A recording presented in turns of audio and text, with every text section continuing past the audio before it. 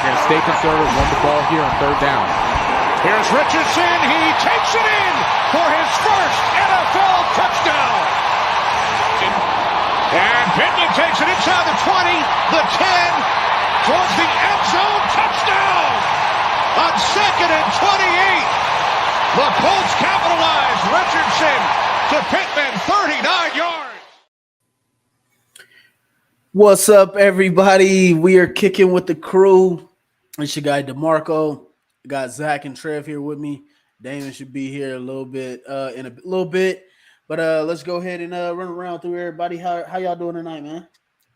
Doing good, man. Got my fresh little KWTC mug from ZTV over here. I see Chad's already in the comments. It's about time. You're the first comment again, bro. We got to get them logos updated. But yeah, shout out to Chad, man. How you doing, Zach? I'm good, man. Just living life, working a bunch. Waiting for the season. Mm-hmm. Let me tell you, boy, we got our own call system. I'm exhausted, working every day. Finally started getting back to the gym like I should be, and man, whooped. Hell yeah, I feel but that. Shout out to everybody. So appreciate y'all coming in. I'm getting this shared around right now. We were just having a little bit of basketball talk, but we're not going to continue that right now because obviously, we're here to talk about the Colts, man. We don't really have too much planned programming going on right now for everybody, but anything that y'all wanted to start off and discuss real quick? I know we never got into undrafted free agents too much, so I'll check on that list and see how we're doing there. But how you guys feeling now that we were a week removed from the draft? How we feeling about everything about the draft picks and everything? Well, I wasn't on the draft review show. Was busy taking care of some business. But overall, I thought the Colts did pretty well. I love, the Latu pick, and then the AD Mitchell pick. Anytime you can get a big, ugly offensive lineman, the former offensive lineman to me love that. Yeah. Overall, I feel like, the back half of the draft is those players that Ballard makes his money. They're developmental guys, and they come along. That being said, I don't expect much from any of these rookies except, Leatu and AD Mitchell. I didn't honestly think this was one of Ballard's better drafts. If I'm being honest, I'm not going to criticize him because Ballard's proven time and time again drafting is what he does. He's what he's best at. But I honestly think it's just kind of one of those things. I give this draft like a B just because he got a few needs. I would have loved to seen a defensive back in the third or fourth round instead of two, offensive linemen. But at the same time, the mission was weapons for AR and to protect AR. And if that's the mission, he accomplished that. Having a guy like Leatu is a luxury, but it was also probably much needed in the sense of we don't really have a true answer at defensive end. So, I can't be mad at it, but there are some things later rounds I wish we possibly would have done differently. But overall, pretty happy, pretty cool with it. Can't say I'm pissed or it's a bad draft. Yeah, I think too, just looking at this class overall, especially from the fourth round on, a lot of those guys, really in every class you're going to look at, and it's like a wait and see pick. You don't get a lot of day one starters in day three, But it's like you said earlier, that's where Ballard makes his money, dude. That's what he does best, is get these guys that maybe aren't on everybody's radar, but, a year, 2 years down the line, maybe they play some special teams, get some reps that way, whatever. But after a year or two in our system, we see these guys pop up and be complete dogs. We talk about EJ Speed. We talk about Zaire Franklin, already some of our young defensive backs that like Jalen Jones last year. Yeah, I got mine rocking too, man. But yeah, I think a year or two from now, we'll look back, and even though there weren't a ton of eye-popping picks after AD Mitchell, we're going to look back and be like, man, we got a lot of our core of our team in this draft. I really feel like a lot of the guys we got will meet that criteria. Yeah, appreciate you coming in here, my guy Nick and Chuggett in the chat on Twitter. Great name. Keo Walker is saying a lot of people are hurt because we didn't get cornerback early. Keo also said safety was much weaker than cornerback. Keo lastly just dropped in here. We lost 3 starting corners, 1 to gambling, 1 to the Cowboys, another to a season injuries. The rookies performed as expected, and will be better this year.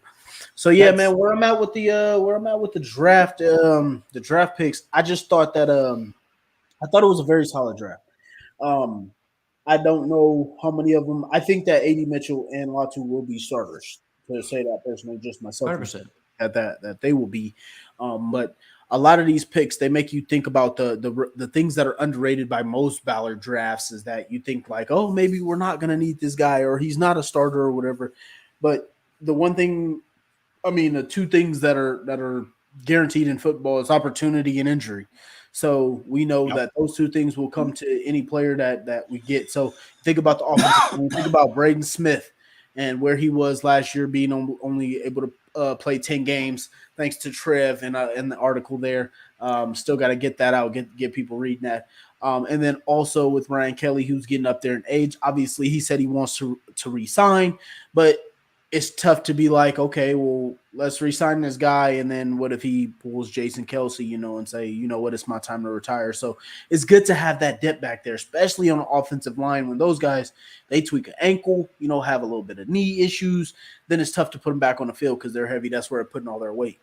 Then I think some guys that we have, like a Jalen Carlisle's, I think he's a very underrated guy. We're putting him at linebacker. That's really going to be able to help because in space was kind of his area of weakness, having him back there at safety in college.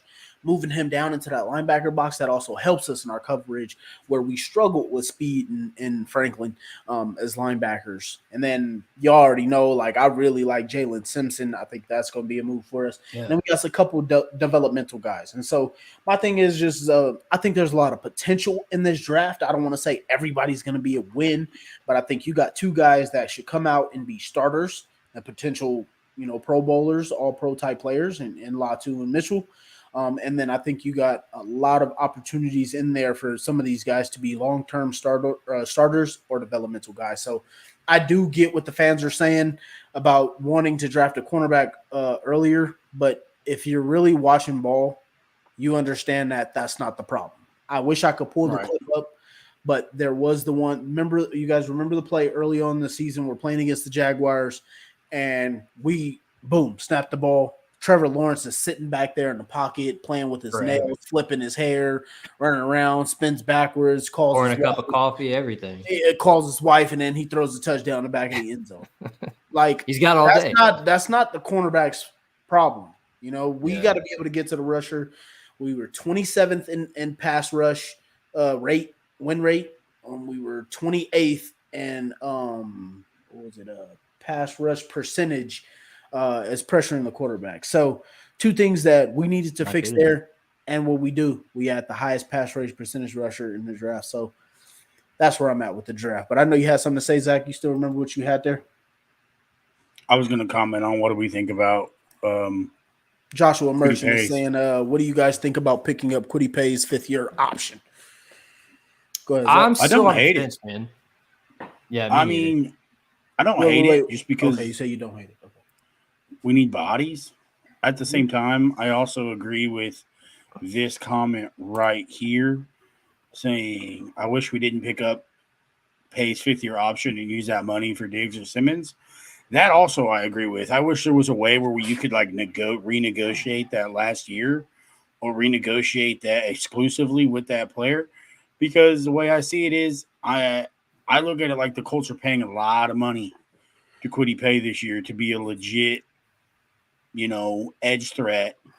And so we're waiting essentially for him to finally develop to get, 10 sacks a game consistently, or not a game, but in a season, to be more consistent in the pass rush. Like, so that's my only complaint. on that thought there, I do want to let you guys know that fifth-year option doesn't come into effect until 2025. So that's not his contract for this year. That does not affect that money. We can still use that money for Diggs or Simmons. And according to, I believe it was James Boyd who posted out, I believe we do have $24.8 million left after we should sign all of our rookies. So we have plenty of we cap got the space left. That has nothing to do with Quiddy Pay's option. So I don't know if that changes your mind at all for this season. But the cap is going up next year as well. To me, I see it as why'd you pick up you have to pick up the option essentially, but I also feel like if he doesn't do anything this year or does worse than what he's done, it's time to move on. I kind of feel like the Colts are going to get a free year out of a guy, or he's going to get a free guaranteed, however long that last year is, no matter what, because, Ballard will not cut a dude in his rookie contract. So I kind of feel like if Quiddy doesn't take a step up this year, then we just wasted money on a guy, if that makes sense. I mean, I feel like it does make sense because of how we use our defensive ends, how we use our edge rushers. Gus Bradley likes to rotate a lot of different guys in there. So obviously the more bodies, the better. And like you said earlier, injuries are always going to happen. The way I look at this is it kind of paves the way too for not a ton of pressure to be on Leatu Latu. Although I expect to see him plenty this year, I don't think he takes the majority of the snaps. I think Quiddy and Ebukam and Deo still get the majority of those snaps, and then Leatu rotates in with them. But this kind of paves the way for him to develop in our scheme and develop as a player. And then we've already invested so much in Quiddy Pay. We finally see, is this guy going to be a guy or is he just, okay? So I don't hate it. I wish it was a little cheaper, I guess, but I'm not mad at it. Keeping him in town. He's great in the rush, as we've talked about before. In the rushing game, he can shut that down. He just doesn't get the high sack numbers and the high pressure rate that we want. So I don't hate it, but I don't love it either. I'm kind of just on the fence. So Chad is saying here that the Colts invited Justin Strong, running back from SIU, to camp. Go Dogs. So I'm not too familiar with the guy. Hopefully he plays well. So where I'm at with the Quiddy option, I sent the list over to you guys just because I wanted you guys to see who were the players that were making around that same amount of money as what Quiddy would make. Because a lot of people were saying that, if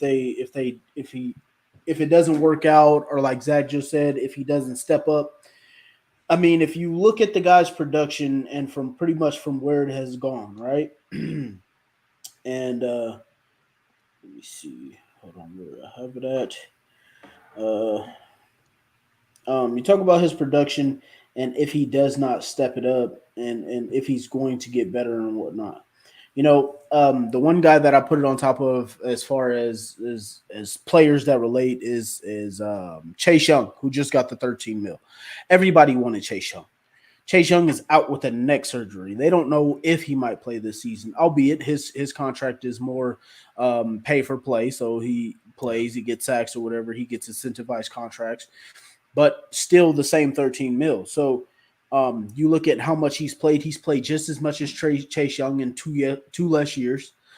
He has more sacks, more tackles, and so that was another part of it.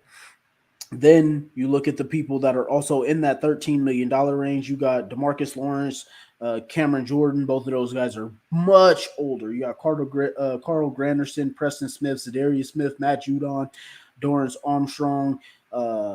Most of those guys are up for contracts that are going to get big deals. And these are starting to get to the $10 million, $11 million range. You got Frankie Louvu, Josh Sweat, Jadeveon Clowney, who most people say he didn't deserve his money.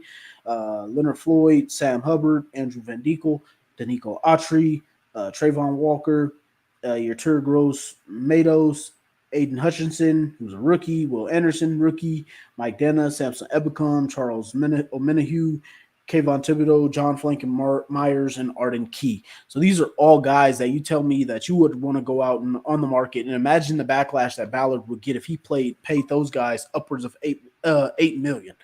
So I think that if he continues to be the player that he is, obviously that $13 million is not his price range.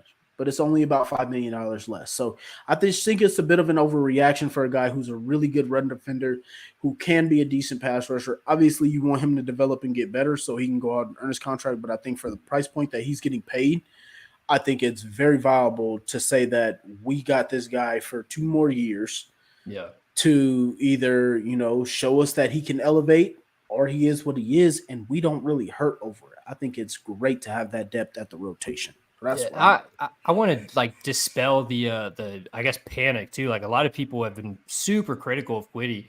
I feel like the issue is like he's a really good player. Like just good though. He's not great yet, but he's a good player. So when we criticize him or we talk about like should we keep him, should we move on or whatever, it's not that he's not doing his job, right? He's a good player. He produces. He gets pretty decent numbers, just not mind-blowing numbers, right? So when we talk about moving on, it's like, do we want to pay and take out that chunk of the cap space to have pretty good play? Or do we think we have a guy like Latu that can be a massive improvement and we can use that money elsewhere so we let him walk? That's the debate. It's never like this guy sucks on the field so we have to replace him. Like he's a good player and he's been producing. Yeah, exactly. And like I said, he's a really good run defender. So, I think it's good to have that type of rotation. Especially when I said before, you can keep fresh defensive ends for that fourth quarter. Stacy is saying hello. Hi, Stacy. Keo Walker was saying here, a QB is supposed to get the ball out in less than 4 seconds, constantly on 3rd and long. Yes, bro. Has 6+ seconds to throw on us. He said, I meant to give him more of a 2-year deal, I meant to give him the 2 years rather than a 1-year prove-it deal is what he meant to say there. Keo Walker also said, I feel like Diggs would have signed 2 years, $18 million, $11 million guaranteed.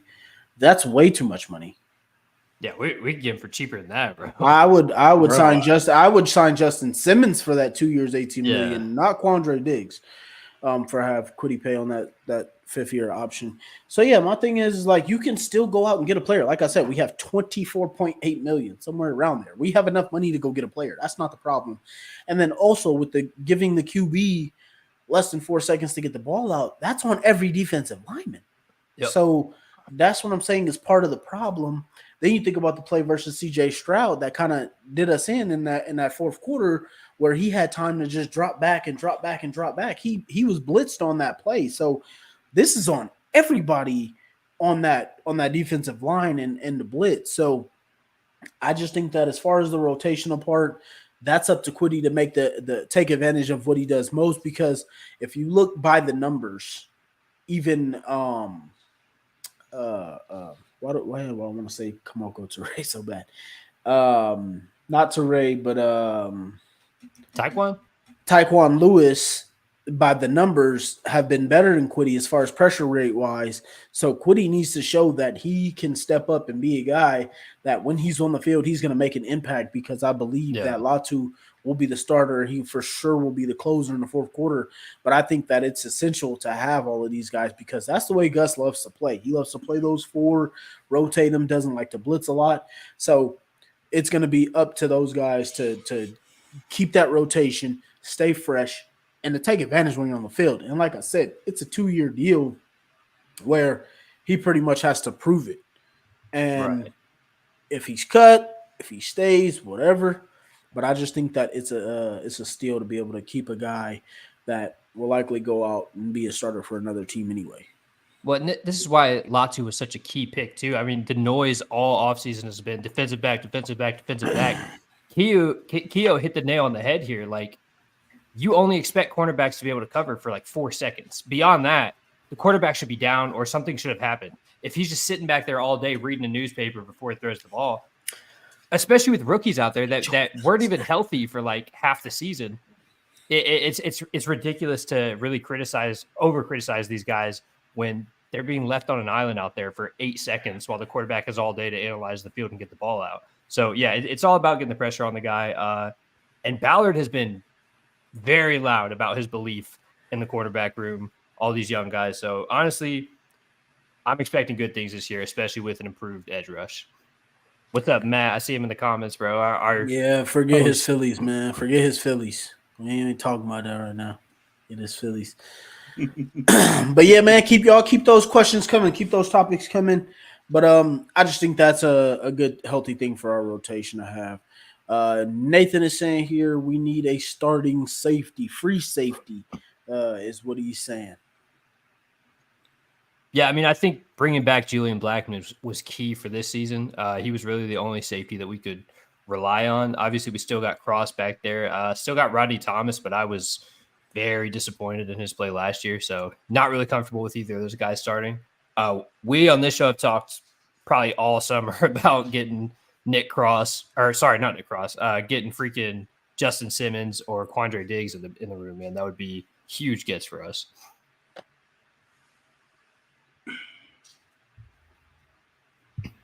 Really just any veteran that could show that room, because it's such a young safety room.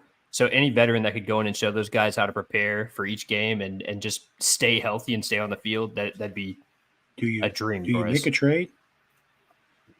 I don't think we have to with the guys that are free agents right now. I don't see any need for a trade right now.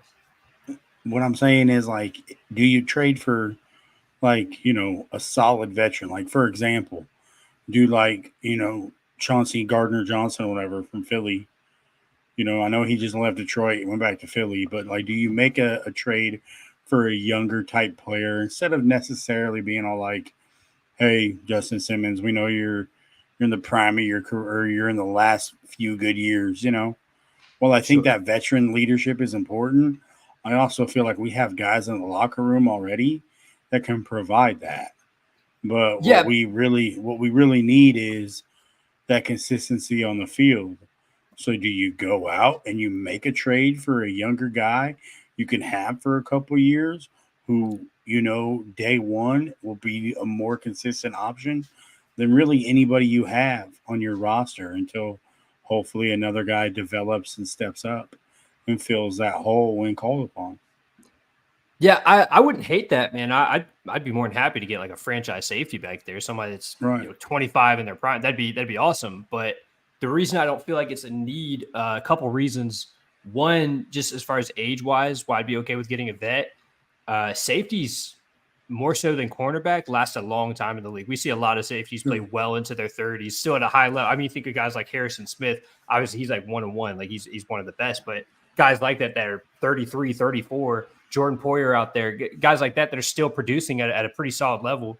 I think because speed is not as necessary for a safety as it is for a cornerback, those guys can get a little bit older and slow down a little bit, but still be able to have great impact. So I'm totally fine with getting a guy that's 30 or whatever and have him for the next 3-4 years and probably not see much of a decline. Which is why I'm not in a rush to make a trade. I feel like we could get one of these free agent guys that are out there right now. And then you talked about veteran leadership too. We do have guys like that in the locker room for sure. I just feel like we don't have anyone specifically with the DBs right now. Like I think the oldest guy is probably Blackman, right? Like he's the only one that's been around. Oh, well, yeah, Kenny Moore. I consider him so much a nickel. I don't even – but you're right. So, yeah, Kenny Moore would be the vet there. But I'd love to have somebody in the back there. Like, I will go get just not even a true, like, super franchise player. You don't even got to be that. But just, a solid safety that via trade like this, a trade scenario. I highly doubt any team would do this just because, like, player-for-player trades are highly unlikely. Right, but, we did it with Rocky and Dockway. True. You trade, a Quiddy for a proven, and you flip it. I mean, I wouldn't hate it. That would be cool. I wouldn't hate it, but I also agree with you, Trev. I just look at it like we're close. I think defensively we're close, but I also believe this is our defensive coordinators, Gus Bradley's prove it year. Like, if it don't come together this year, they need to move on. Yeah. But, I was about to say we'd start asking questions, but honestly, like last year was the point where we're asking questions. We're like, what is the scheme here? What is the plan here? So I agree. Like, I mean, I don't know. I don't think that's the end all be all though, personally, because I think that's the whole reason of why you get a guy in the first round, because they're what's name? You get that 5th-year option. If you go back and look at the guys who've been on who've gotten their 5th-year option decline, is because they've been pretty much beat out in the rotation. For example, True. I'm not. Najee Harris has been pretty much moved to the second, the RB2, and that's why the Steelers didn't pick up his running back, his option in the first round. And so I just think that it's the type of situation where you get 2 years out of a pass rusher to where you don't have to overpay for another one. Like, I'm not talking pass rusher. I was talking Gus Bradley, like getting, we're saying this is getting the safety fixed. Yeah, this is Gus Brad. Like, this is Gus Bradley's final year, in my opinion. Either he gets it figured out and the defense gets figured out, or it's time to move on, go get another guy whose system kind of the same but a little bit more aggressive. Because in my opinion, we can't. It's idiocracy expecting different results when we've seen what's the same, and at times it has worked. But that back end's a mess, and hopefully adding a guy I would love to agree with you, but I don't think Steichen sees it the ways we see it at all. Like, Steichen ain't been here that long. We've seen it from the beginning. Like, but Steichen loves Gus, and he already seen it for a year. When you got the 28th scoring defense, I think you can see it in year one with the coach that Steichen is to say, hey, this is either going to work or it isn't. I think that the only way that he lets him go is if that defense gets worse. That'd be the only possible way, and I just don't think it could possibly go backwards. Yeah, so he's certainly had his excuses as far, and I mean, he's not making these excuses, right? But he's had the reasons, fair reasons, I think, that the defense hasn't been as good as it should be, right? Rookie corners, injuries all over the place. Shaq completely disappeared from the team, literally, so on and so forth, right? Isaiah Rodgers gambled his career away. You can make all the excuses in the world for why the defense wasn't dominant, but at the end of the day, it's result based. So I think this year, if we're looking at another year of 20-something ranked defense scoring, it's not good enough. It's not good enough to win divisions. It's not good enough to win championships. So we have to look at making a change. Yeah, we'll see how that goes, man. I don't know how likely we are to make any changes. I don't think it's likely either. I'm just saying, as a fan, that's how I'm viewing this year for Gus. Is like, if we don't see, I'm looking like top 16, top half of the league. If we're not there defensively, I'm out personally. I don't get to make these decisions, Saul and Steichen, but that's where I'm at. Yeah. I mean, I don't know. All I can say is that I don't know unless because we could be top 16 half in yards or something like that, or sacks or whatever, or turnovers. But if we're not down within that top 16 of the scoring defense wise, then that's where I got to see the improvement. The rest to me is like, I could care less. We've done it with the yards. We've done it with the sacks. Like, it hasn't helped anything. So until we get about the scoring, that's where I'm at with it. But let's jump to some other stuff, man. Keo is saying here, Adonai Mitchell torched Kool-Aid McKinstry and Terrion Arnold in the Texas Bama game. If we get one of them instead of Latu and still didn't get any pressure, they would be cooked by NFL receivers. 100% on point.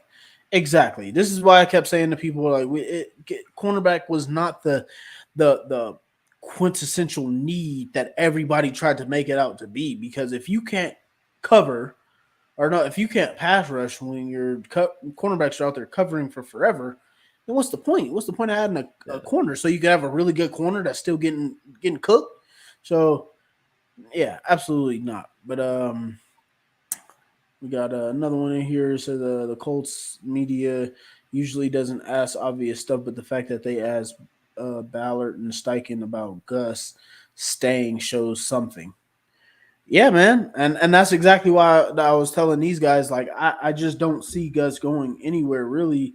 Like, I feel like Ballard is attached to Shane, and I feel like Gus is also attached to Shane. So I just it's a tough one, man. I don't really know as far as like what they will do to move on from that sort of defense. I know that Shane has a lot of respect for Gus, and it seems like that probably would have been a hire anyway that he would have likely had. That's what it seems to be. So it just shows that they're sticking by their guys, man. That's something that I think a lot of fans don't think about too, is it's not just the defensive coordinator, right? We built this system and got the players we got because of his scheme and because of his system, right? We want guys that fit that scheme. So if you do fire Gus, then you look at, one, is there anyone better than him that we could bring in? Two, is it going to be a scheme change in which suddenly we have to make a whole lot of roster moves because this guy and that guy no longer fit the scheme that we want to run? So it's more than just, hey, fire this guy, bring in a new guy, and suddenly we're better. You're looking at a whole overhaul if you do this. So that's why I want improvement. Absolutely. I want to see scoring defense get better, all of the above, but it is a big task to fix a defense that's not good, right? So it's more than just fire Gus, bring someone else in. And I know we've all had our bitches and gripes about Gus Bradley at times, but it's not quite that simple. It'll be a whole season of fire Gus, man. I'm sure. At the end of the day, like man, so much goes in. You can't just kick the guy out and then hope for the best. Like we got to have someone better available, and that's questionable. And then the whole question about scheme is obviously up to Steichen and Ballard, but yeah, that'd be a huge undertaking. If they move on from Gus, I don't think it would be a scheme change because Shane has said, just as Ballard has said, they see the game very similar. So if they move on from Gus, like you said, Trev, who runs that same, somebody very who similar. runs the same scheme that's better, right? That's better is available. Beyond that, I just want the defense to be, don't be 28th in the league and giving up points. Yeah. If you can just be mid-tier, bro, we're fine, right? Stop letting everybody cherry pick in the red zone and we'd be good.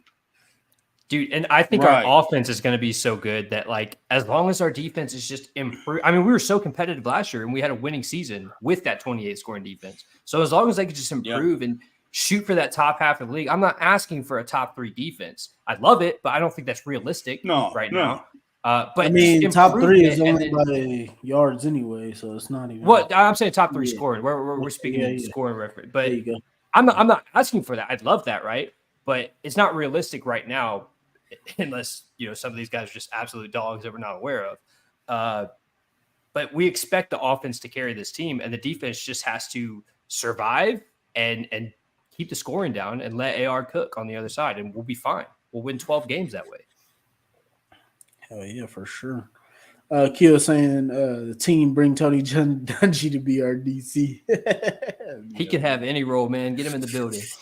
Let's jump into some of these undrafted free agent signings. I don't know if you guys are familiar with most of them or any of them. A little bit. But got this right here from Indy Star. Joel Erickson and Scott Horner updated it. This was last updated on April 27th, so I'm guessing that guy that Chad named here for us earlier won't be in here. But first one that Colts picked up was Keaton Slovis, the guy who, we had in our mock drafts, and I picked him up a couple times in the 7th round for us. We also got Jason Bean, who looks to be electric. Yep. Got a kicker, Spencer Schrader, out of Notre Dame. We got a running back, Xavier White, Texas Tech. A tight end, Trent Penix, offensive lineman, Dalton Tucker. We got a linebacker, Craig Young from Kansas, D tackle, Isaiah Cole, and then another D tackle, Jablonski Green out of South Carolina State. So I don't know if you guys were familiar with any of those guys, but any thoughts on any of the undrafted class there? Yeah, I do want to talk a little bit about Slovis and Bean, right? The likelihood that either of these guys ever actually take the field, very, very low, right? Probably never. They're probably scout team guys, emergency QB at best. But I do like what they're looking for here because right now Sam Ehlinger is that guy for us. And we saw last year just the difference in AR's play style and Gardner's play style that affects everyone on the field, right? So you look further down the roster, that affects the scout team too. Sam Ehlinger is not anything anywhere near athletic as AR, right? I mean, few people are. But when you bring in guys like Slovis and Bean that are athletic and can run, similar scheme for that scout team and make sure guys are getting similar reps, it helps the overall roster because now those guys that do elevate to that first team already kind of have a feel for it, and they haven't been playing with a completely different quarterback. So I do like that for our practice squad. I How do about you, think that Zach? the best signing that the Colts have made, in my opinion, is that Justin Strong kid from Southern Illinois. I mean, he toted the rock. He ran hard. He was a physical. He's a physical runner. Dude who, honestly, in my opinion, who if the Colts keep three quarterbacks who could make the roster, would be a guy like Slovis.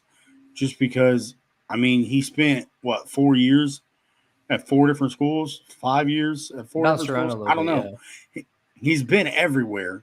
So, like, I A lot assume of he'll play be time. able to pick up has a lot of play time. He'll be able to pick up an offensive scheme pretty quickly. I mean, he started out in UCLA. I'm sure they were spread or USC at some point. So I look for that, at least an understanding of playbook to work in his advantage. And then as for, I think Slovis is exactly like Ellinger in that way, where emergency QB. I think Yeah. Ellinger might be a little bit more athletic than Slovis, but he would be the one. If there was one guy who could make the roster, Slovis is it.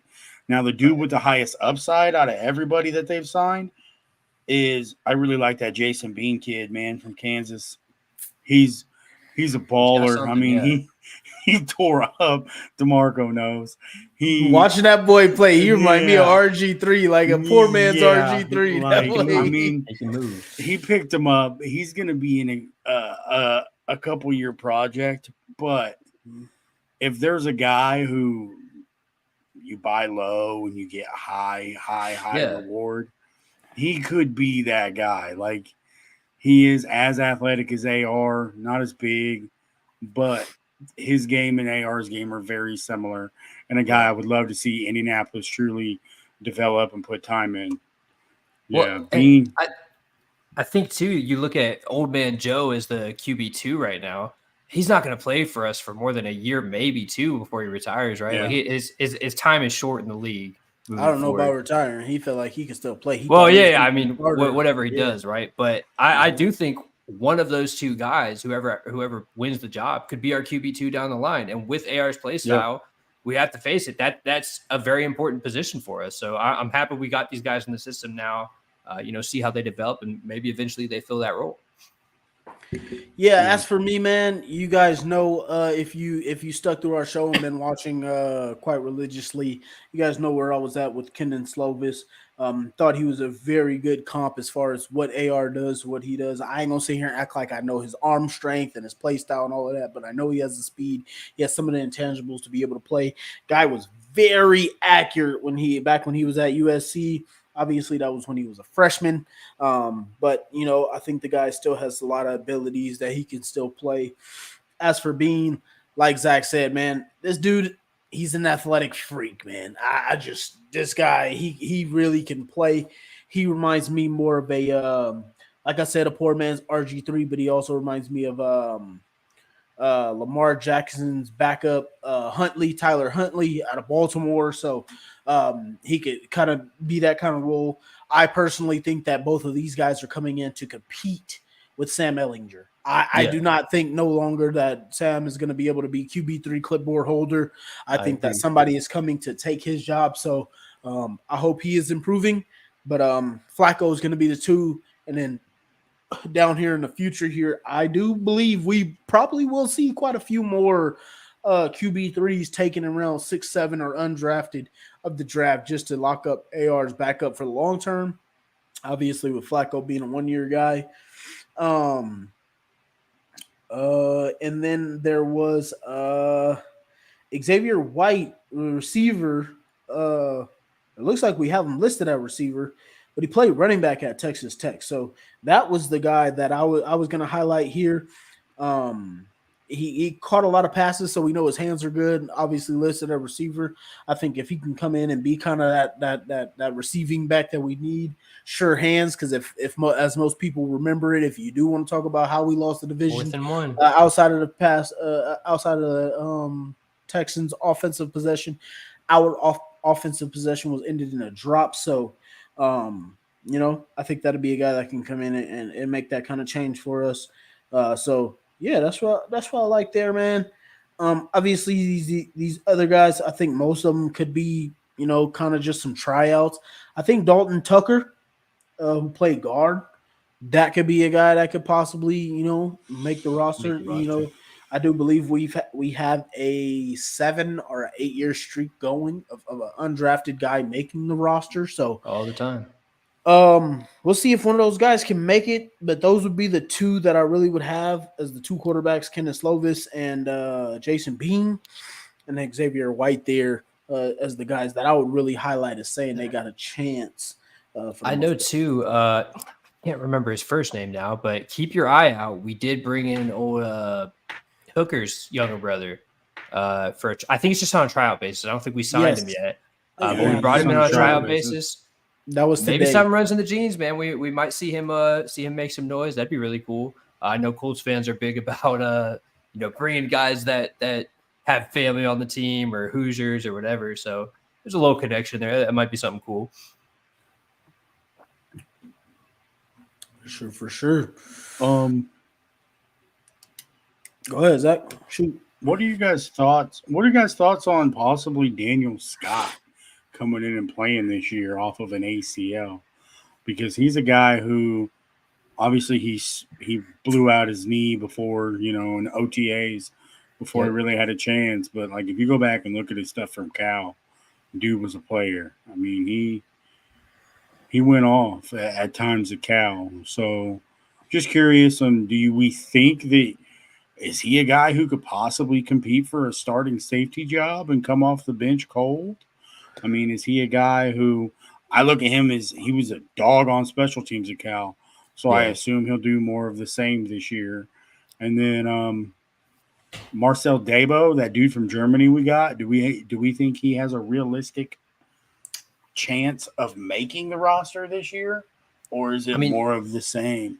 Like it's he, those are my two big those are my two big questions just for the secondary because to me going forward that's the only position on this team that I'm truly going to care about. I feel like quarterback's been solidified, running back don't matter. We got three dogs. Receiver, we got six of them we got the things, best in the six game. dogs, right? Offensive line, I can sleep at night. D line, bring it. Best D line in in the NFL, in my opinion. And then linebackers, same thing. But to me, this whole season starts and ends with the secondary. And we haven't talked about him a lot just because we've not seen him play. But do you think he's a dude that could possibly come in and ball out, or are we just speaking hypotheticals? Yeah, Zach. So I agree with you. I think the season starts and end with the secondary. I do want to add in health in there, obviously, but that's not really something that we can try and factor in because we really don't Right. know. But I've seen a lot of people talking about Daniel Scott because I know Ballard mentioned him in his presser. I personally don't think he's going to come in and be a compete right away guy. I think he still has to show and prove that he's still going to be a make the roster type guy. I believe he was a 5th-round pick last year. Yep. Yeah. Still needs to come out and earn his spot on the roster and show he could be available and be good on special teams. I think he'll kind of have to work his way up from there to get into that rotation at free safety. I've always seen him as a true special teamer. Now, to say if he won't play or not, that's not my place. We've seen a 7th-round pick out of Yale, Rodney Thomas, get some good playing time. So I don't want to truly say he cannot compete, but I just don't think as of right now, I don't think that's the spot that he will. I'm hoping we go get a veteran free safety to just lock up that spot for sure, because then that gives us literally pretty much not a question on offense outside, Yeah. or a question on this team, on this roster outside of health. So I hope we get a veteran. I'm not out on Scott, but I don't think this would be his time to come in and compete for a rotation at starting free safety. And then as for Marcel Debo, I still think he's a developmental guy. I don't even think he counts as a roster spot still this upcoming season. So again, I think he would be more so, is he going to start coming onto the roster and being a special teams guy or not? Not sure just yet, but I know this guy has great speed, great intangibles. So whenever he does come and play, I hope he can be a solid special teamer. We'll see how he kind of goes from there. But that's where I'm at with those two. We'll kind of see how that goes. But I think Thoughts on Scott's Cross? more of a special teamer, and then I think Dabo was kind of he started getting on the roster. My thoughts on Cross, man, are poor. I really am gonna hold back because I do not want to slander the hell out of this guy right now. Because I kind of feel like this is how we did Will Fries last year, and then he showed up and he made us look. Well, it's dumb. definitely how I did Will Fries. I'll be the first to admit. I killed exactly. Will Fries. Exactly. So Then he came out and killed. I'm gonna take it easy on Nick Cross right now, but I'm telling you right now, man, I am so disappointed in this guy because I had such high hopes for him. I thought he would have already been our free safety. I thought he had capabilities of being a guy that was like people would vote for him to be Pro Bowl. Like we'd be talking about him getting ready to be a all pro type guy. So I'm gonna hold off on here just on slander the guy too much. But Just hasn't I'm done right anything. now. I was one of his biggest advocates. So I'm real disappointed in where Nick Cross is right now. So hopefully he can come up.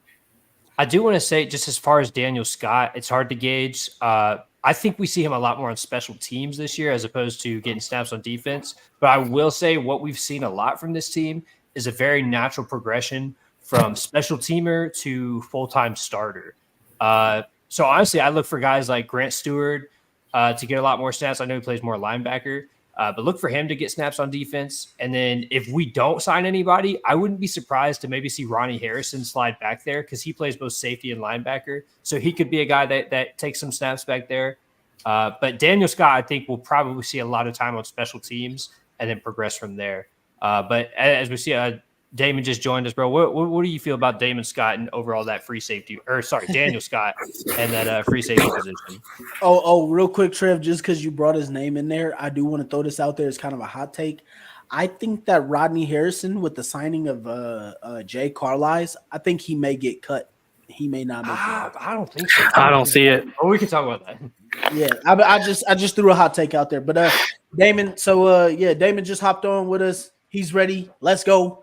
But the question is where do we feel about Daniel Scott coming in and being able to compete for free safety?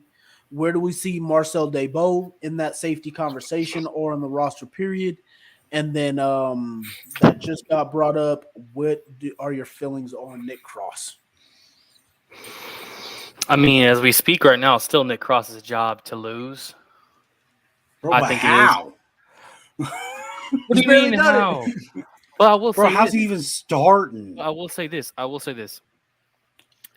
think that the team and the coaching staff, front office is really high on Scott because you've heard his name get brought up a lot.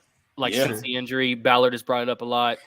But I mean, we're still banking on a 7th round pick that blew a knee in mini camp. So fifth round pick, so I'm not overly confident in any of those guys, but I still think it's Nick Cross's job. Lou Dabo, I don't know enough about him. Truthfully, I haven't seen him play enough and I haven't seen him play great enough. But going back to Ronnie Harrison too, like his versatility, you really saw his ball skills. So I don't know. I mean, anybody can get cut, as we've seen.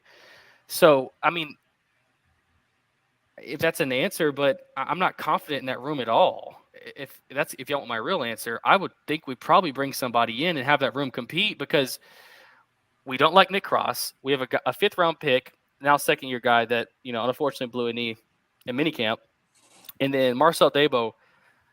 Question mark. Rodney Thomas. And Rodney Thomas, who sophomore slump. Bad. I mean, he was every single one of ours breakout candidates. You know what I mean? But I mean, for being a quote unquote center fielder, that kind of like Malik Hooker position that we kind of brought him in to do and what he was going to be, a lot of balls went over his head. You know what I mean? So I'm not overly confident in anybody in that group, if we're being completely honest. But that's my overall opinion. What's your final take on Nick Cross and where he is right now? Overall opinion on him. Dude, he's 22 years old. 21, 22 years old. I mean, that's true. I think he's playing out of position. I think he'd be a great. What do you think he plays in? He brings that EJ speed. He's built just like EJ. Would you He move is. him down, you think? So you're saying a linebacker? I think he'd be better at run support, and that's where you've seen him succeed. His ball skills have not been great. You know what I mean? And that's what we need back there. So you do that. You cut Harrison Jr. You move Cross down. That's hard to do too. Hypothetically, Because Harrison was playing outside last year and got 3 interceptions. He looked good back there. Yeah. That's why I'm saying Jay Carlisle. He gonna take somebody's spot. I'm saying it. He might, but that's a good thing too, though. Is like the competition, like somebody might get cut. I'm here for it. Like let's Ballard bring has these guys his in and let them archetype. compete. Ballard has his archetype because we have 3 guys we just named that pretty much play the exact same position and can do practically the exact same thing. You know what I mean? Who's gonna do it best? So, And EJ got to earn his that rookie contract on a this year. practice squad. and there'll be a guy. He's not coming back. Who? EJ. I'm not giving up. I'm not. Why giving would up you bring on him EJ. back? I would. I'm not giving up on EJ. I What mean, if the he- way I see what it if is he you loses just his job? drafted his replacement. No, You don't know he that did yet. not. You don't know that yet. You don't know that yet. It's hard with linebacker though because we've seen consistently we're willing to let them walk because there's always a guy waiting in the wings. So as much as I'm a That's fan what I'm of saying. EJ We Speed, ain't I re-signed wouldn't be a damn surprised. one of them. Other than Zaire, but I Except wouldn't be for surprised Zaire. to see like We've signed Olubi EJ or on whoever move $1.5, up. $2 million deals. I Why love would you let him EJ. walk? I'm just saying with the trend that Ballard has set, it wouldn't surprise me if he walked and then one of those guys waiting in the wings just takes his job. Like that wouldn't shock me because we're so good at linebacker. I'd rather keep EJ and have that Hey. depth. I would too. I love would the too. kid that did. I mean, I do, but I just look at it like outside of Zaire and the mess up that is Shaquille O'Neal, or that was Shaquille O'Neal. My bad, Shaq Leonard. He was about as fast as Shaquille re-sign O'Neal. linebackers. Yeah, But and Zach, like we always EJ's a spoke. stud. Go ahead. Keep going. I keep just going. don't see it. Like, I just don't see it. Like you just drafted that dude from Missouri is literally EJ Speed, bro. Same body type, same build. He is EJ. So that to me, the writing on the wall, unless EJ goes out and has an all-pro year, But even Like, then, man, all think pro about it. year. But you already paid big bucks to Zaire. I'm sorry, That's why bro. I don't pay I'm linebackers. totally off the fence on this one. I am. I'm totally Look, off the fence. I'm a big EJ Speed fan. I love what he's done for us. But there was a point in time that we were like, dude, there's no way we let Anthony Walker leave. And then it was, there's no way we let Bobby Okereke leave. Both of them left, and we just slid a new guy in that did just as good or better. So that's why I'm like, it wouldn't surprise me if it happened. I don't want it to happen. I love what the guy's been doing for us, but I could see it. So real quick, because Zach, you haven't chimed in on the actual question. You asked the question. So where are you at on Daniel Scott being in that rotation for free safety? Marcel Debo actually being a guy to come in and compete for the roster. Rodney Thomas there, and then thoughts on Nick Cross. Where are you at with the entire? I think Dabo's going to get cut. I don't think he's good enough to make the roster. If we're being 100% honest, I really don't. I think he's like, the 93rd man type stuff. When you talk Harrison Jr., I think he's got a chance to make the team, but it all depends. And then Daniel Scott, I don't see him as being anything more than a special teams player going forward, like at least his first year.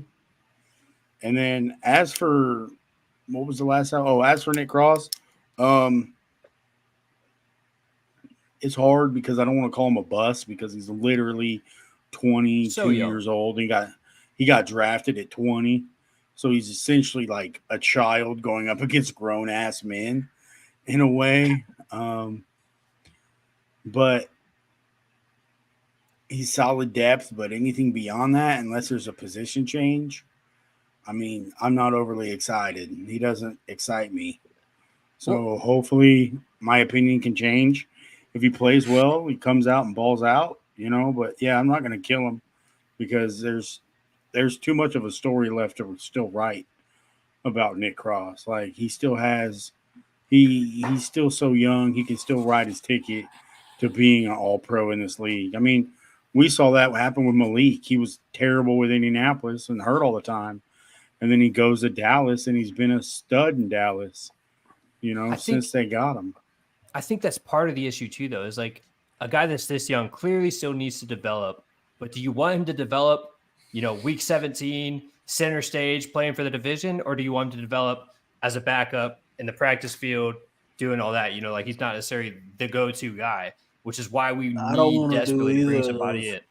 Well, he's on the roster. He's 22 years old. There's a lot of room, right? I'd love to keep the guy and let him develop or whatever, but I'm not comfortable rolling him out there as the number one free safety and being like, hey, it's your job, man. Just go kill it. Have fun. He's not there yet. And if we just want him to develop, I'd rather him not do that when the season's on the line. You know what I'm saying? Yeah, man. Where I'm at with it is obviously I think that like Gus has already stated the job in the secondary for everybody is up for grabs. Yeah. Outside of Kenny Moore, everybody's job is up for grabs. So He's I the only think one that that's earned it. just my thoughts on where I thought everybody was. Like I had Robbie Thomas as a breakout candidate last year. I thought Nick Cross was going to come in and solidify himself as the strong safety of this team. I just think that we got quite a few questions there. As for cornerback position, I don't think there's much of a competition there outside of Juju. You spent a second-round pick on him. He's obviously going to be your guy as long as he's healthy. I think the other cornerback position will be competing between Dallas Flowers and Jalen Jones. And then for Jay Carlisle, I think he's coming in to compete for that linebacker 3. So I don't know where everybody else feels on that, but I think he's definitely coming in for that linebacker 3 to come in on passing downs. And it will be EJ Speed and Carlisle on third down passing situations, very likely. That I think as far as where you guys were at with Speed and saying if he'll get paid or not, I think if Speed comes up on a really big year, I think he gets paid personally. I just think that's the kind of guy that's grinded from all the way from Special teams.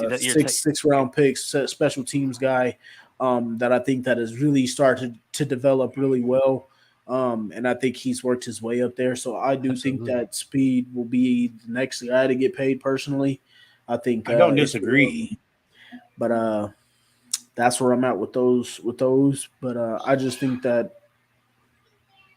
like Trev was saying, as far as the secondary, I know Nick Cross is young, and I had a lot of faith in that guy.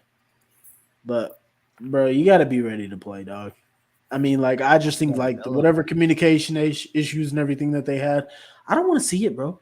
It's nonstop. We're ready to compete now. We can't have it on Sunday. Get me a veteran that's coming in ready to play, and then if he, knock on wood, if Blackman or Simmons or Diggs get hurt, and then we got to play one of these younger guys, then it's like, okay, you got to step up and play. But to just trot them back out there and say try it again, that's not good enough.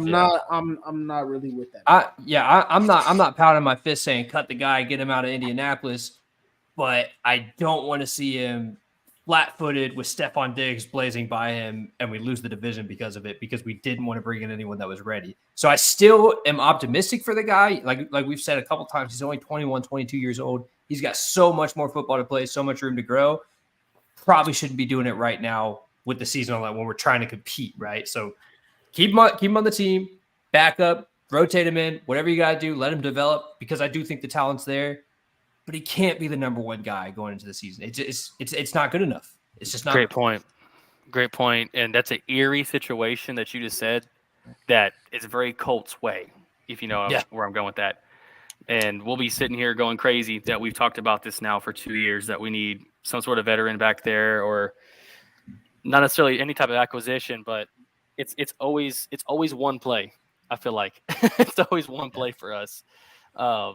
I already have one in my head that I'm thinking about right now. So that third down, whenever we sacked CJ on first down and second down, almost sacked him on third down, and he rolled out of the pocket, and there's a guy wide open in the flat. I mean, no, and for what it's worth, like CJ's a freak. Like, sometimes football happens, but we fixed that problem. That shouldn't be our problem no more. That was the whole pass rush situation. Like Latu. I don't know if he can stay on pass rush. We sacked him almost 3 times in a row. Yeah, but the problem was we didn't get to him the third time. So you can't blame for the us fact on the that pass rush. we got. Yes, I can. He had 4.5 seconds. The rush got to get home, especially when you call a blitz too. Get home, because quarterbacks in the NFL are going to make that play, whether we like it or not, whether we think that you should get there or not. That pass rush might not get there. You're right. And the DBs can't cover for that long, especially on a crosser. A crosser is the easiest route to beat your DB when you got to outrun them. So I think that you got to have that consistent pass rush, not on first, not on second. Forget those two downs. Third down. Go get So him there. I think now that we got that closer, and like I said, we got this depth that we got there. So whoever's on the field, like, you should be fresh to put your best pass rush on display for that third down to finish the play. So it's not necessarily cornerbacks or safeties or free safeties for me there. It's more so pass rush, get home, and put the game away. To me, that secondary needs a vet in general, bro. Oh, no, I wasn't arguing against that. But no, but I'm just going on. I want Diggs. I do too, but like I think that it would only help us at corner or at any safety position. You know what I mean? It's just, I mean, thinking about it, they're young, and Ballard's like, oh, they're sucking your guys now. They're young. Quit ignoring the question, and he always does, and it just, I don't know. We'll see. I love his faith in the cornerbacks. And for what it's worth, Ballard has always been these are my guys, I'm standing by him type of guy. Which, I mean, you got to be, right? And honestly, if we sat down and looked at it, more often than not, he's probably been right. But just realistically, beyond even just the youth, they have very little chemistry together or even on the field. Like, how many games total did Juju and Jones, who I'm assuming are probably our top two guys, how many did those guys start together? 5, maybe 6 one games, or two. maybe? Oh no, if that, yeah. No, it was because Juju got hurt again. So yeah, it was the last 3 games. It was like the last 3 games that Juju. No, because it was after week 5. I don't think Jones was starting then. No, yeah, Jones. Well, and then you combine that too with just the communication with the safeties. Like there's so little chemistry there, so much inexperience. We had Tony Brown. We had Brown in. Oh, I never want to see that guy on the field. No, Brown came in for Juju when he got hurt in the game. God, terrible. Because it was about week target 4 or 39. 5. It's a touchdown every time. When Flowers got hurt, that was Baker. Yeah, that was Baker 39. That was week 1 or 2. Terrible. Tony Brown's 40. I just want to know what happened to him, because the rumors about him killing that bald eagle or fighting somebody or doing a teammate's mom or whatever. No, you know what? I just gotta know, dog. Wait, are you talking? What was it about? McKenzie said he needs to talk to Netflix because he got a story to tell. So hopefully he tell that story one day. I need to know. All the Smoke podcast. He's had a couple of shots of the Colts this offseason outside of that too. Hey, somebody needs to call 911 because Anthony Edwards is killing the Denver Nuggets tonight. Somebody needs to call him. He's going crazy, bro. He's different, bro. But yeah, I say McKenzie can talk all he wants, man. He didn't do shit for us on the field, so all he can do is talk about it, I guess. But we had hoped he might provide a little depth, but in his mind, maybe on Madden, maybe. I want a veteran. Bring me a veteran safety in. Let that guy come in. Show these young guys how to be pros, how to communicate, how to do it.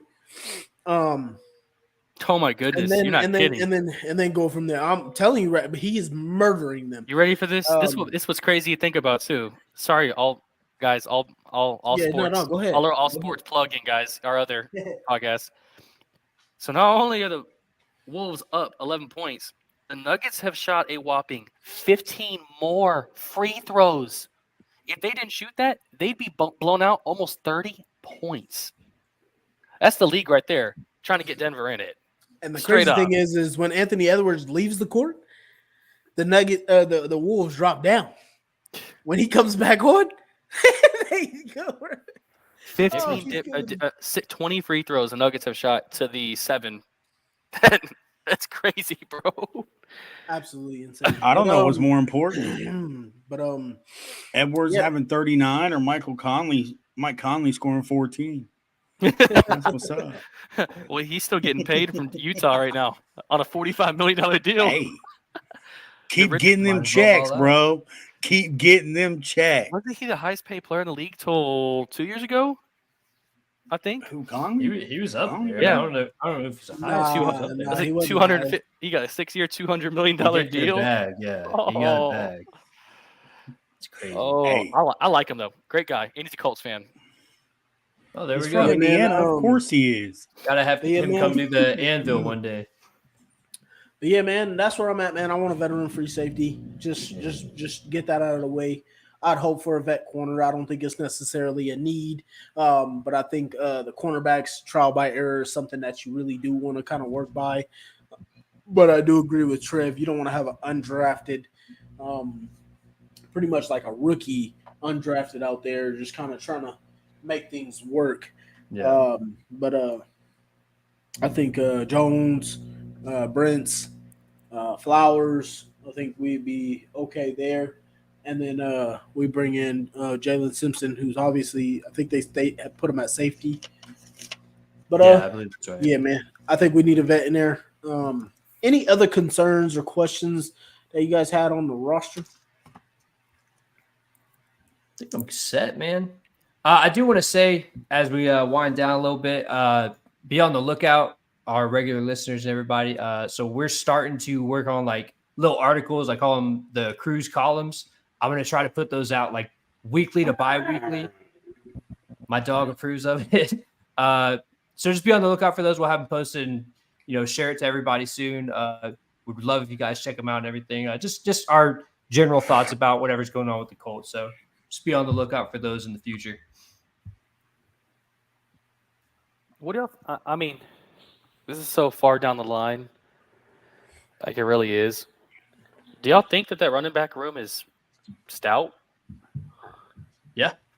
We got Jonathan Taylor. Outside We're that, set.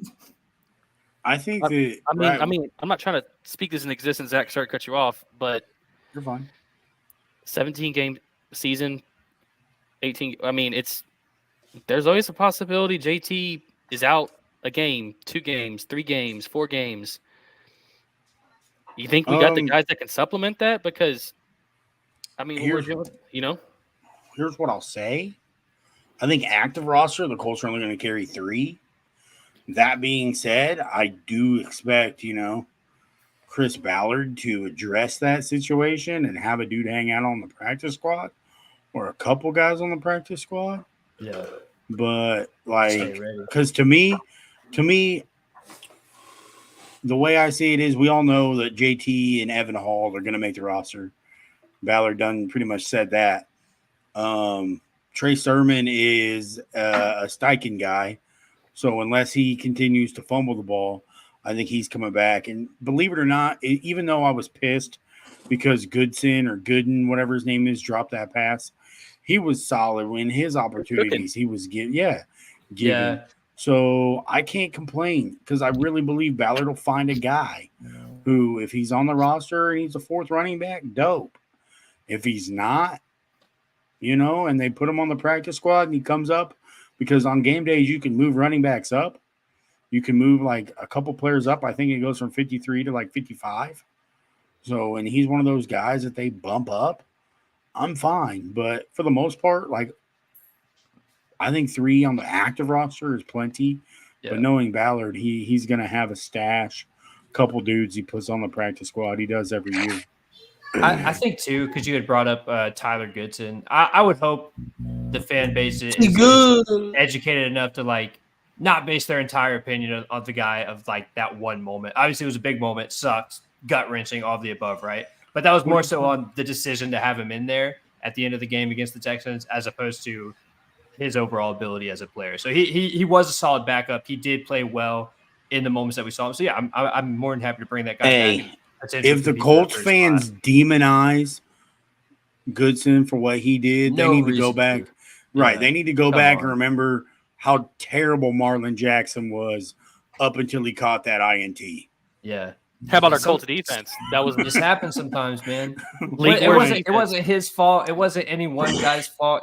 He probably shouldn't have even been on the field for that play. It should have been JT. But what happened, man. We can't just write the guy off because of that. So I'm hopeful he comes in and competes for that third spot again, man.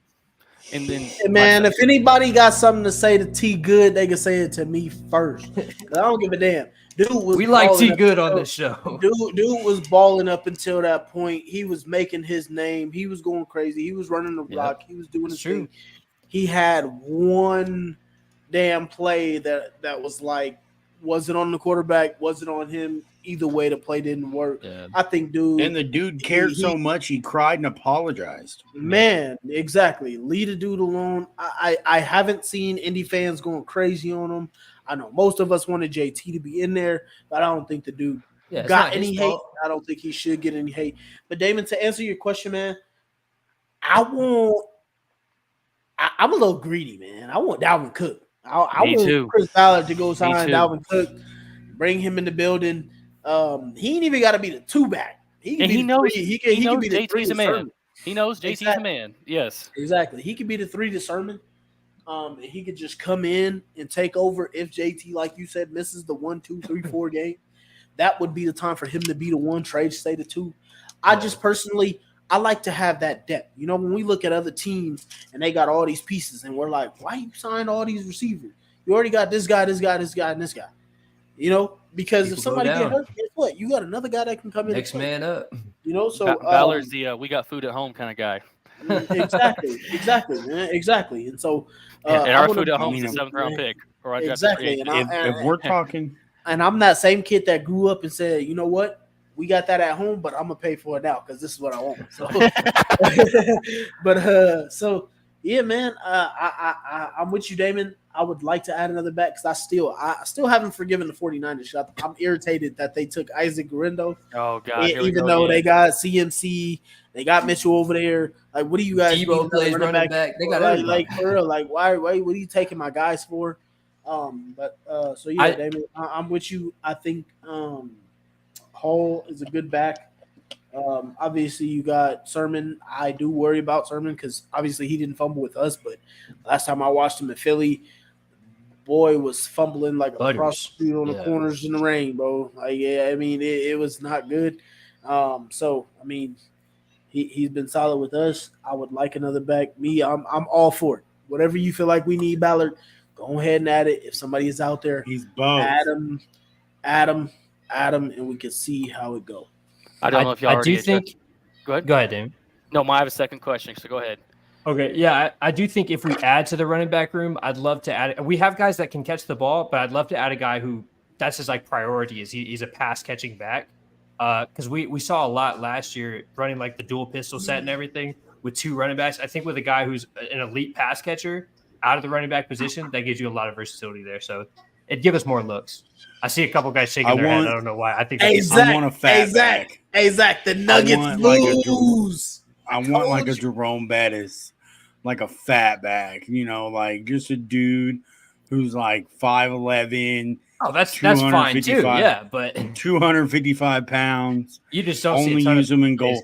Only use them in goal line situations. Yeah.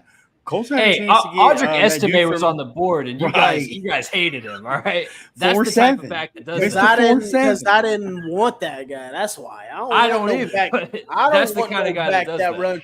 I don't want no running back that runs slower than my 30-year-old ass. Fuck that, bro.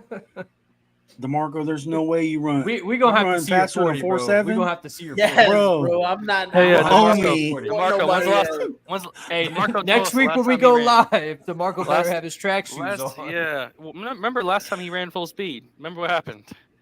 Miami. Exactly. What you think was happening to him? He run a 4.7. It ain't like he. Yeah. It ain't like he Leonard Fournette and run a 4.4. You gonna put up, bro? You can get under a bro. 4.7 at 30. Yes. You gonna have to run a 40, DeMarco. You gonna have to back Homie. this up, bro. Get him I up gotta out of see there. that, I dog. got you at 5'5", bro. Get him And that's up good. out- Hey, I'll give you 5'5", Trev, you being disrespectful. I'll give you a That'd be a good 7-second run. That'd 40. be a good run. All right, I'll give you a 7-second 40. I'm not worried Easy. about. I'm not worried about Never you in getting my that life. 40 yards. I'm worried about you slowing down After. Homie, That's what I I'm would be saying. All I need is ecstatic the if I ran a 40. 4.7. All I need is the 40. I don't All need know is if y'all the already addressed this. Y'all got Adonai coming in and taking AP's spot off the bat, or is he competing? Because Oh, he's taking that shit. I think he is too. And Well, we talk about taking spots, but they play like they don't play the exact same role. I think there's still room for AP to do what he does. Trev, they finna be playing the same role, bro. But listen, what I'm saying is we Deep rotate cross. guys so Hey. much. Yeah, you're still going to see AP do exactly what he did, just at a less rate. But that's probably better for him. He doesn't need to be on the field 100% of the game. He's probably not that guy. He's a specialty player. That's what he does. So bring him in those situations. Let him do what he does. But yeah, AD Mitchell should be on the field way more than him, probably. Hey, Pierce is going to be the new Aaron Moorhead. He's just going to be out there. You just forget he's in the game. And then he catches a 53-yard bomb, and then he goes back to the bench. Because the ball's not gonna go to him at all. Like it's just. I'm not sleeping on that one, man. So real quick, I know like it's getting a little disrespectful for Pierce because I do agree with Trev. I don't think he's gonna completely disappear, but I do think Mitchell is coming to take that spot, like to where absolutely snaps. But what I will say, what surprised me, I don't know if you guys knew, but the Colts spent around 80% of their snaps, I believe it was, if I remember the stat correctly, in 11 personnel with having 3 receivers plus out there. So we will have a lot of formations that are going to have Multiple AD, guys.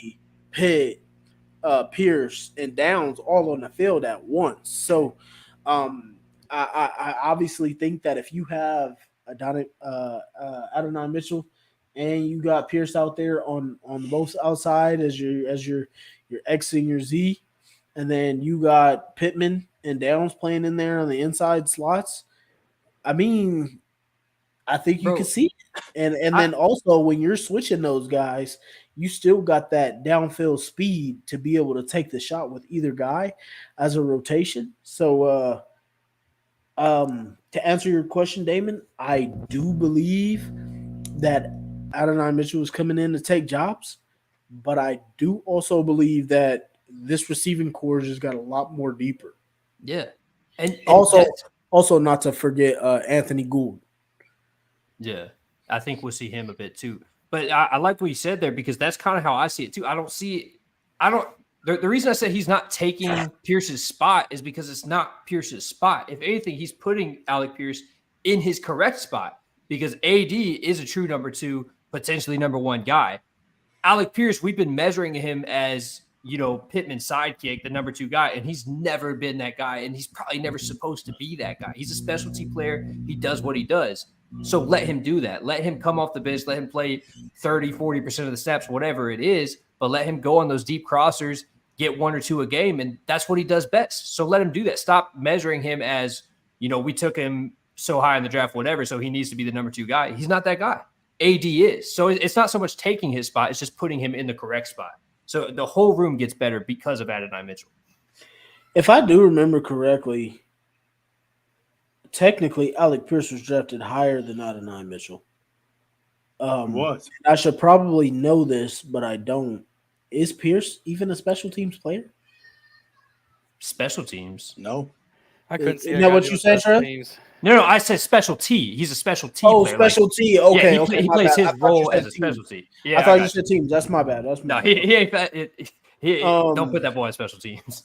Yeah, no. So let Anthony Gould do that. Yeah, I'm not trying to necessarily argue your point, Trev, but I do believe that Pierce was brought here to be the 2, and to also be the guy to not just take the top off the defense. That's why, just like with Nick Cross, I don't want to say I'm totally disappointed in Pierce because quarterback is probably making a lot of your receivers, especially for a guy like him that's not necessarily like he don't have the route tree talent to make a quarterback better.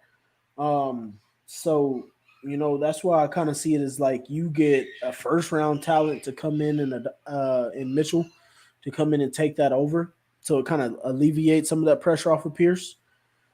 The thing for me though is like Pierce going into year 3 now. Yep. Like when are you going to show more? When is he going to show more that instead of just being the deep bro? And obviously it's what he being asked to do is run the deep balls. But when are you going to show clips or show more that you can run post, you can run the slant, you can run the in, you can run the out, curls, all this stuff to show the coaches that like you're not just going to be a deep ball guy. So I think it's more so the question of Alec Pierce because I know you're saying it's going to slide him into a different role, but with Mitchell coming in, to be truthfully honest, I see a less and less role for Pierce if he's not running those go routes all the time. So yeah, that's what I'm coming at. Let me clarify. Yeah, so he has a lesser role, as in like diminished play time, diminished snaps, but because of that, during those snaps and during the playtime he gets, he'll be able to do what he does best. That's why I look at it as like a specialty role because now he can just do what he does. Now I know you're saying when you say what he does best, what are you saying that he does best? Because those vertical routes, those crosser routes. Okay, yeah. Just let him do that. Like, we brought him in with the intent to be the number 2 guy. That was the intent. That's what should have happened. Realistically, we talk about QB play, whatever. He's not that guy. He's just not. So we have to look at it as where we're at now, regardless of how high we got him. If he's not the number 2, let's stop trying to measure him as a number 2 and stop trying to force him as a number 2. And where can we let him play where he plays best? Better. Got you. I got you. Yeah, I'm with you. I agree on that. He could be a solid. I guess it'd be a 3B. He's like really call him a 4 because Downs is his own 1. Is technically how I see Downs. Yes. So each one of them has their unique role, and they're all going to play it to perfection. I think. Like I love the way this wide receiver room is set up. They're all kind of unique. I'm totally with you more now that we broke it down. But I do want for Pierce, kind of the same thing I want for Nick Cross. I need you to show me more, bro. Oh, yeah, I need you to expand more. I still want more. Yeah. Yeah. I need you to show me the next level of what you can be because you get to that point after this year to where we got to choose to pay you or not. So, like, I gotta see the full complement of you. So, yeah, I feel you. I feel you on the trip. Damien, you had any on that? That's it for me. Oh no, you asked the question. Zach, you had any on that? No, I literally called the man Aaron Moorhead, so like I don't expect anything out of Pierce. He's running him out of town, bro. I still believe in the guy. Now, I do think having Richardson healthy again makes a big difference for a guy like Pierce because he can only do certain things. It's not like Pittman where he can make any quarterback better. He's got to play his role, and that role works with AR. It didn't work with Gardner. So I think we see a solid year out of Pierce, but yeah, definitely not the number 2, man. That's Mitchell's job all day, and then Downs is going to do what he does. It's exciting for the receiver room, though. This is the best. In my opinion, this is the best receiver room we've had in years, bro. I mean, probably since about 2013. Long time, bro. Since Wayne. Last time we were this good Wayne, on paper was when Reggie was playing.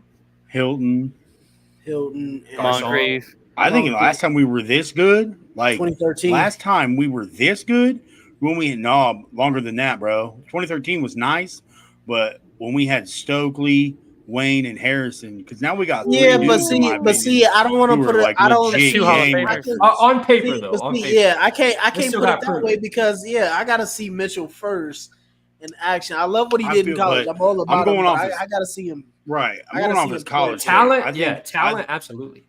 I'll say this. How about with Rain, Garcon, and Collie, and Moncrief, or Collie, and one of those guys, 2012, 2013. Yeah. One of those years, I feel like that's more even for me because I think Mitchell can surpass those guys. But as you're saying here, is Xavier Good-White? I mean, obviously he's not that good being an undrafted guy, but I do like his capability. So I do we brought him in as an undrafted free agent.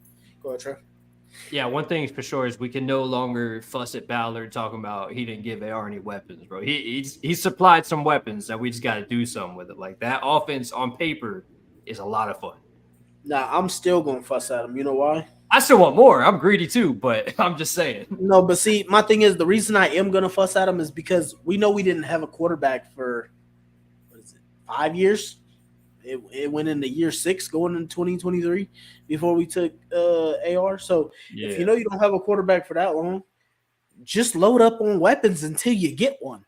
So that's why those were the dark times, man. We don't. So we've given them a lot of passes, but I think now that we've gotten to a point where we can say, okay, who's going to stop this offense and how? Because even if, again, knock on wood, I pray that we don't have to go to Joe Flacco at all this season. If Flacco needed to come in, we have a quarterback that can play competent ball and can push the ball. He can still send it. He just can't move. Yeah, I'm not really worried about that with our offensive line. It's more so can you actually utilize every weapons in this offense abilities? And that's what I want to see. Yeah, that is an interesting point, though, is that if, again, praying to God it don't happen, but if AR does go down, Flacco does have the arm strength, unlike Minshew, where we don't have to change too much in the passing game specifically because he can still air it out. He can still hit those deep throws if he has to, whereas Gardner would have to kind of dance around a little bit more and do crazy Gardner things. So at least in that aspect, if we have to go to QB2, we can still air it out. So it's a better outlook than we had last year.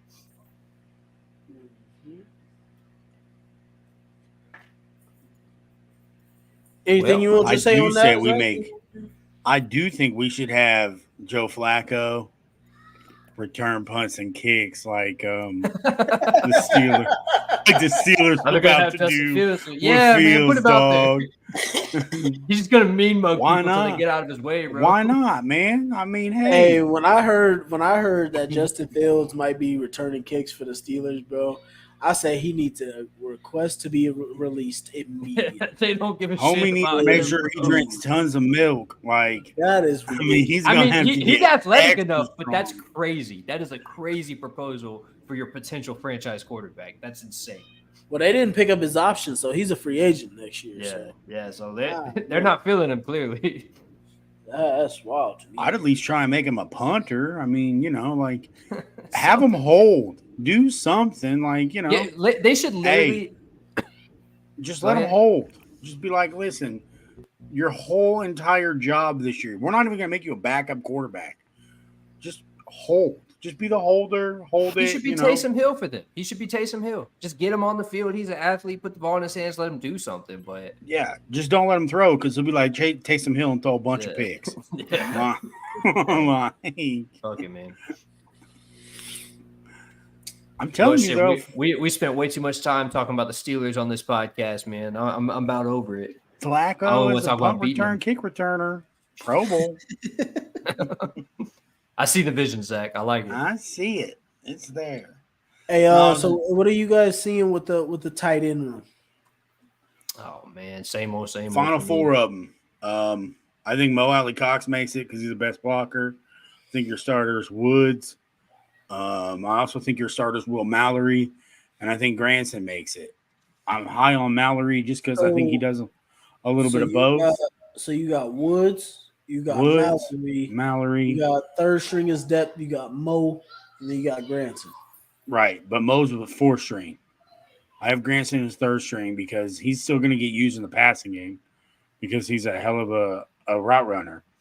Woods is my starter because he's an athletic freak. And so basically, you cutting concussion Ogletree. Absolutely. Yep. See ya. Or he's going to practice squad. I have the same four, but I have Granson starting. To me, he's the only tight end that's consistently produced anything. So he's either the one or the two. Obviously, if Woods is healthy, he's the one. So I got Woods and Granson 1 and 2, and then Mo and Mallory 3 and 4. But I think Sammy's probably done in Indy. Yeah, Trev, don't disagree with you there. Damon, how do you see it with the tight ends? How many do you see we keeping?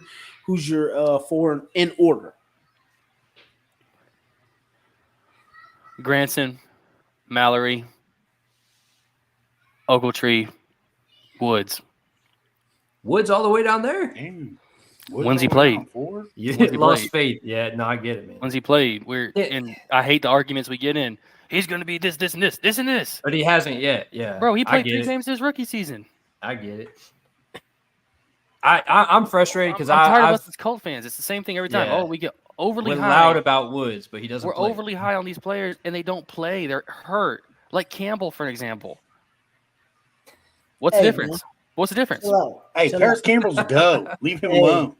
Hey, Y'all What, killed dude? me for hey, years. He's the if I injury see- report goat. I don't care about none of the as far as it goes with injury wise.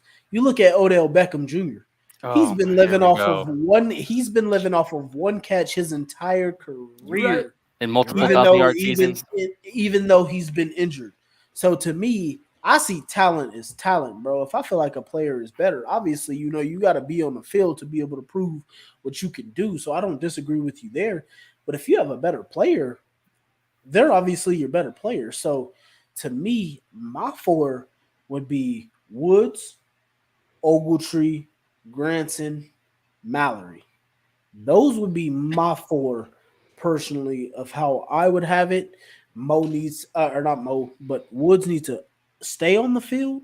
Yeah. But I think if we're talking about, like, if you looked up the Madden overall, and you were putting your starters in, you're going to choose your 2 faster guys. That's video game. Obviously, your blocker there. I know we're saying video games, but I'm just talking about the way most people will put them out. You need your guys who can go vertical. You got Grant.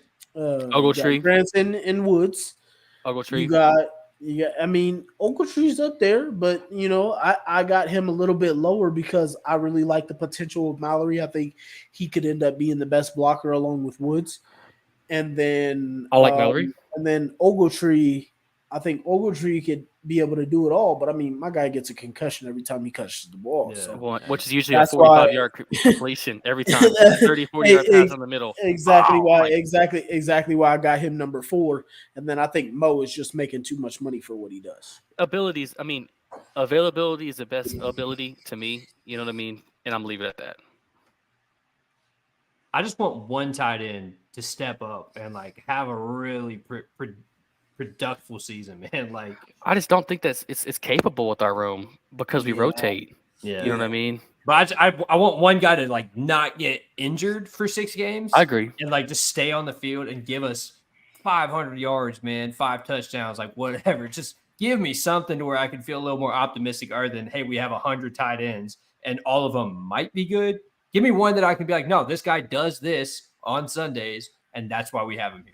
To me, that's Kylan Granson so far. That means we ain't but I got still to pay need them more. all. I like that.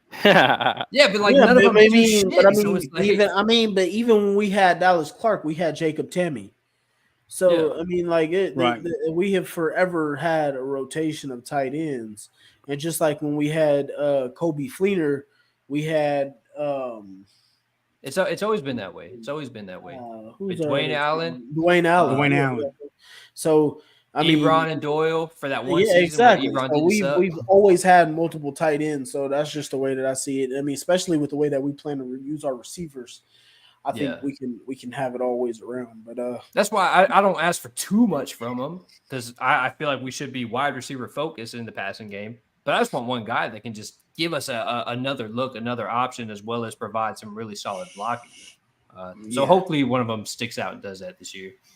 exactly. So I'm not arguing your total point, Damon. I just think that when I just hate the health argument because we can never predict it. That's my thing. With the tight ends, you can predict it, man. They're going to be hurt, all of them, just at different times. Yeah, I hope not. It's tough because you It's can't so predict annoying. anybody's injury. You don't Yeah. know who might be that one. So, but yeah, man. I think we went over pretty much everything tonight. That'll do it here for us, for everybody. Appreciate everybody tuning in with us. Yeah, we got merch as Coach Trev just showed sure you off there. get you So go one. check this out. Go get the updated one with our new logos. Shout on out there. ZTV. But yeah, appreciate everybody. Hopefully we can we'll try and get some more planned for you guys. And hopefully Matt will be back with us here in a couple weeks. Yep. But thanks for kicking it with the crew. And as always, go Colts. Go Colts. Second down, he fakes to Taylor, fires over the middle, completes. Pittman,